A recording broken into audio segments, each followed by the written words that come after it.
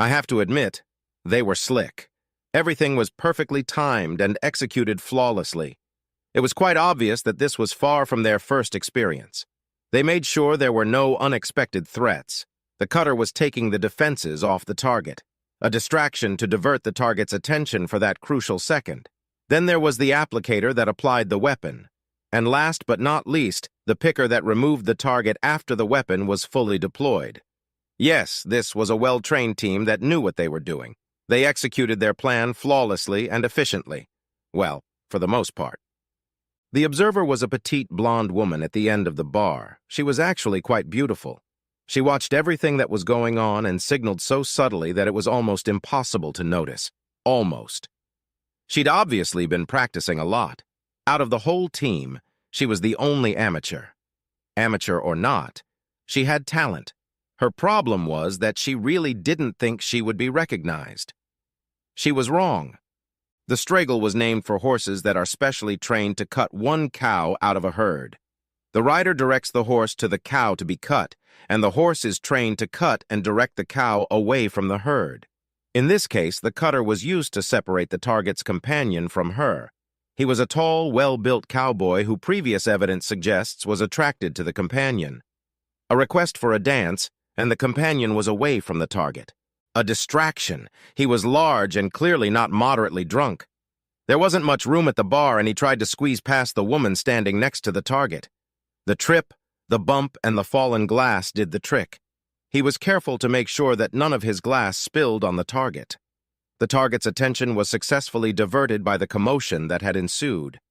While the target's attention, and importantly that of a nearby observer, was elsewhere, the applicator quickly reached over and applied the contents of the small bottle to the target's glass.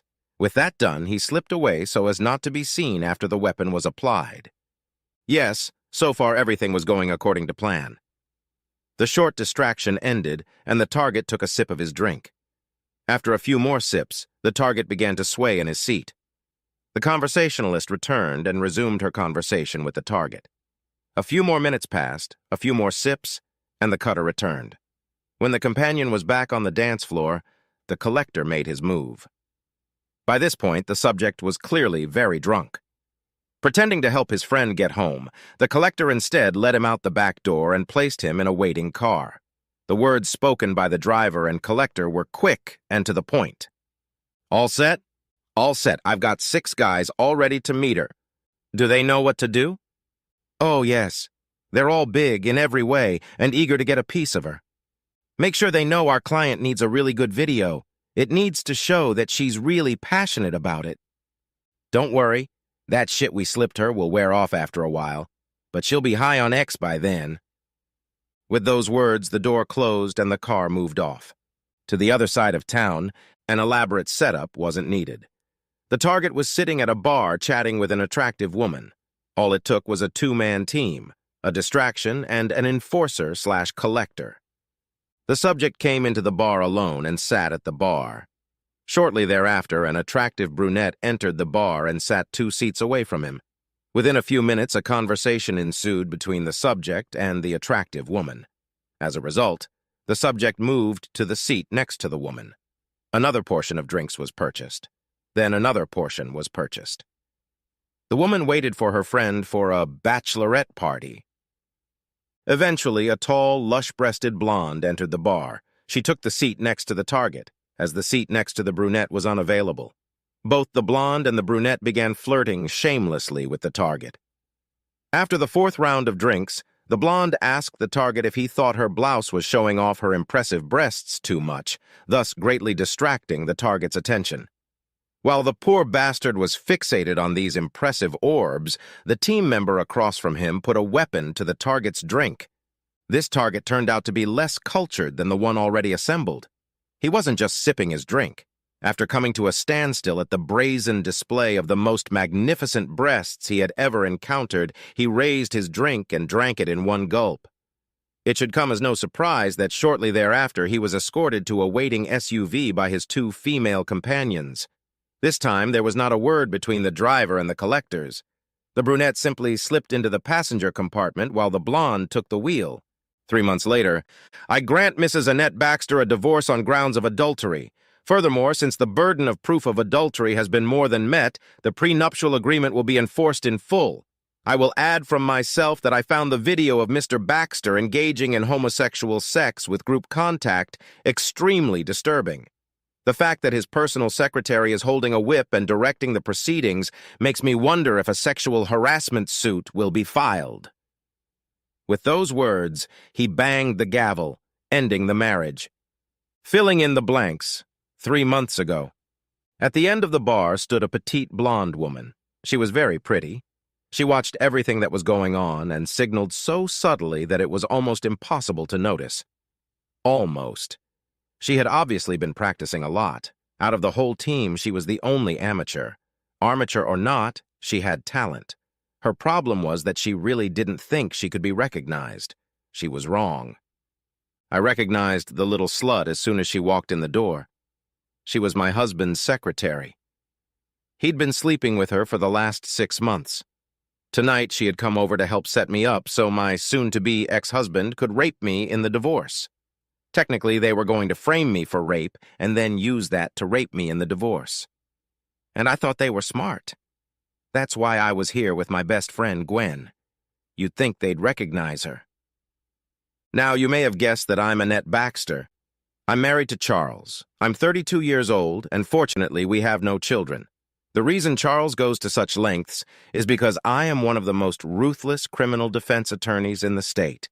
I graduated #1 in my class. Gwen, my best friend, coincidentally graduated #2 from the same school. I should probably mention that we were also roommates. She could have gone to any firm of her choice. In fact, I practically begged her to join me. Unfortunately, her passion was putting criminals in jail, so she moved to the prosecutor's office. She's now an assistant district attorney. Bad news for Charlie and his team. Oops, looks like they're making their move. The cowboy did a great job, and Gwen was happy to join him on the dance floor.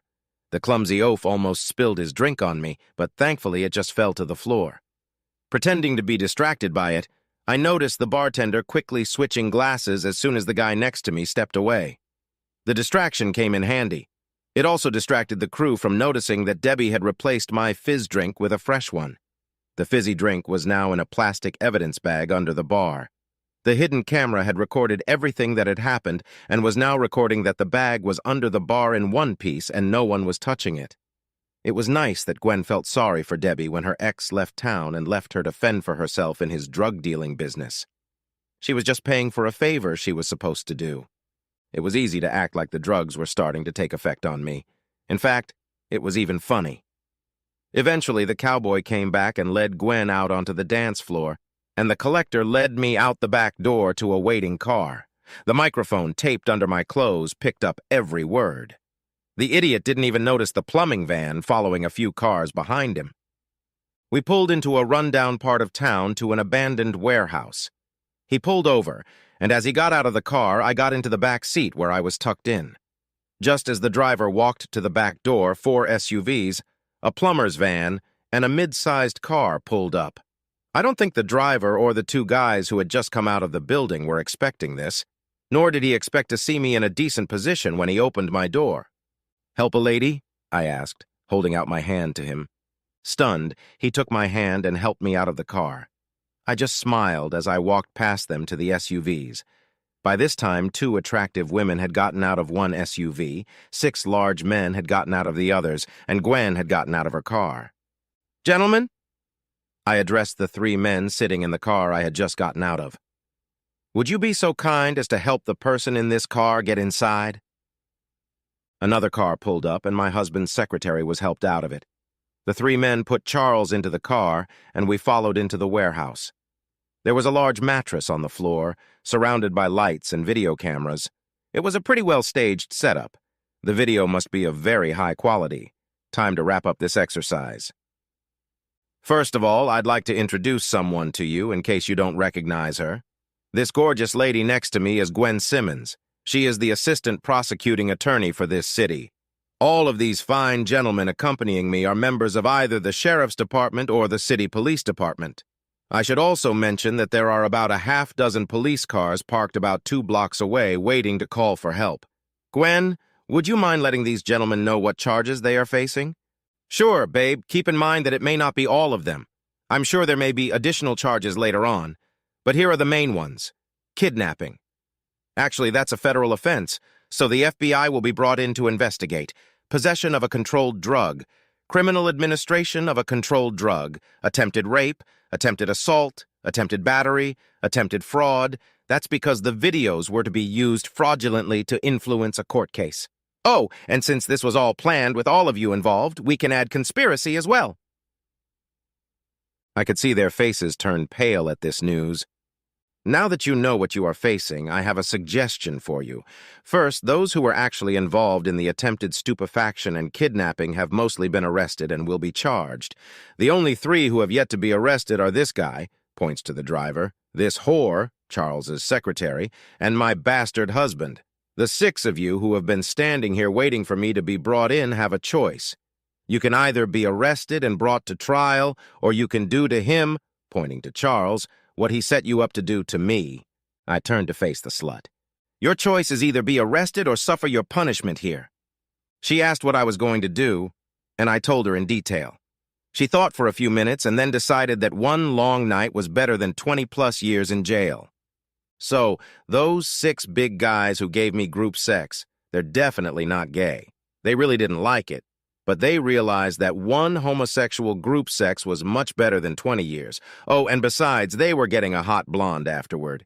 The video of Charles being gangbanged by those 6 thugs didn't make any impression on me. The video of them having Amber afterward, on the other hand, was very sexy. Present tense, 1 year post-divorce. I'm not sure exactly how it happened, but immediately after the divorce, everyone involved in the conspiracy turned on Charles. He was eventually convicted and spent the next 20 years in prison. So, Annette, I heard you visited Charles over the weekend. How is prison life suiting him? Inquired Gwen. We relaxed in the evening on the pool deck. He doesn't seem to like it much, but he's made a lot of friends. Well, that's good. Yeah, but he doesn't seem to think so. Apparently they're more friends with benefits, if you know what I mean. He doesn't enjoy the benefits? Not really. I think it's more a case of him providing benefits rather than receiving them. Though I would disagree with him a bit. He actually gets everything himself. Interesting. By the way, my office is diligently trying to figure out how the video of his gang fight got to several members of the prison he's being held in. Oh, good. He mentioned that there are a few more copies that haven't been confiscated yet. That's too bad. Oh, dear. Looks like we're out of wine. No problem, slut! Bring another bottle of wine. A few minutes later, Amber, our new maid and my ex-husband's former secretary, showed up with another bottle of Merlot. Anything else, gentlemen? She asked. She looked so cute in her stainless steel collar and 6-inch heels. As a matter of fact, yes. I could use a good finish right now. Yes, mistress. Amber was persuaded to become our maid with added benefits when the evidence against her was fabricated. Although she was happy about it at first, Gwen assured her that with a little searching, the evidence could easily be found. Of course, I informed Charles that his little slut was now working for me and exactly what her duties were. It would be a very long time before a real man would touch her again. Oh, dear Annette, how did Charles react when you told him that we had indeed been having an affair for the past few years and that we were now living together in a house? He was furious. Too bad he didn't know anything about it before. He could have used it to get the prenup dissolved instead of coming up with this stupid plan to drug me, kidnap me, and then videotape me in a threesome. Yeah. Luckily, there are enough people who owe you favors, so you knew about it almost from the start and were able to turn it around on him. Yeah, he pulled the trigger and got hit by a ricochet. Now for something completely inappropriate. A second-grade teacher stood in front of her class. She was about to begin a vocabulary lesson. Okay, class. Today in vocabulary class, we're going to be talking about the word dough. Can anyone name a sentence that contains the word dough? Several hands flew up, and the first to volunteer was little Anna. Last summer we went to Italy. We made pizza with a special dough. Very good, Anna. Okay, who's next? Replied the teacher. Little Timmy was next. I got a bunch of Play-Doh for my birthday. That was another good suggestion. Okay, Debbie, you can go next. My dad is a doctor. I overheard my mom telling one of her friends that he makes a lot of dough. Good, Debbie. That was good, too. The teacher saw little Johnny waving his hand wildly behind him. She had long ago learned that little Johnny had very foul language, and it was not a good idea to address him if there was even the slightest chance he might be inappropriate. She thought about it for a moment, but just couldn't see how he could turn it into something bad. Being a conscientious teacher who made sure everyone participated and learned, she, somewhat reluctantly, addressed little Johnny. Last night I overheard Mommy talking to my aunt on the phone. She said Daddy wasn't good for anything, so she got herself some dildo.